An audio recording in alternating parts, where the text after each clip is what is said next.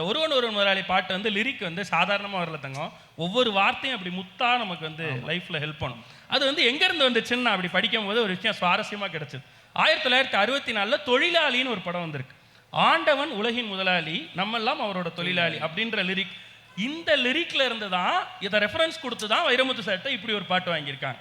So அதனால தான் முதல் வரியே ஒருவன் ஒருவன் முதலாளி, உலகில் மற்றவன் தொழிலாளி அப்படின்னு சொல்லி அப்படி ஒரு கதை. அந்த கதையை படிக்கிறப்ப நல்லா இருந்துச்சு. அந்த ஒரிஜினல் எழுதினவர் ஆலங்குடி சோமு அப்படின்னு சொல்லி அவர் நிறைய தத்துவ பாடல்கள் எழுதியிருக்காரு. ஆனால் அவருடைய மறக்க முடியாத சில பாட்டெலாம் இருக்கு.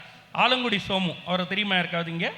எஸ், அவர் ஒரு மிக முக்கியமான பாடலாசிரியர் தமிழ் சினிமாவில். அவர் கொடுத்த ஒரு பாட்டு, பொன்மகள் வந்தாள் பொருள் கோடி தந்தாள் பூமேடை வாசல் பொங்கும் தேனாக, இப்படி பெண்களை வர்ணிச்சு. இன்னொரு பக்கம் ஒரு பாட்டு கொடுத்துருக்காரு, ஆடலுடன் பாடலை கேட்டு ரசிப்பதிலே தான் சுகம் சுகம் சுகம். இந்த பாட்டை நம்ம எவ்வளோ தடவை கேட்டிருப்போம். ஆனால் இது எழுதினவரை யோசிச்சிருப்போமா? இப்போ அவருக்கு ஒரு கை தட்டலாமா ஆலங்குடி சோமு அவர்களுக்கு? எஸ். ஏன்னா ஒரு கலைஞன் எப்போ தெரியுமாங்க உயிரோட இருக்கான், இப்படி தாங்க. அதாவது காலம் கடந்தும் அவனுடைய படைப்பை நம்ம கொண்டாடுறோம். அந்த படைப்பை சொல்லி அவர் பெயரை சொல்லி கைத்தட்டுறோம்னா எங்கேயோ இருக்கக்கூடிய அவருடைய சோலுக்கு இது கண்டிப்பாக போய் ரீச் ஆகும்.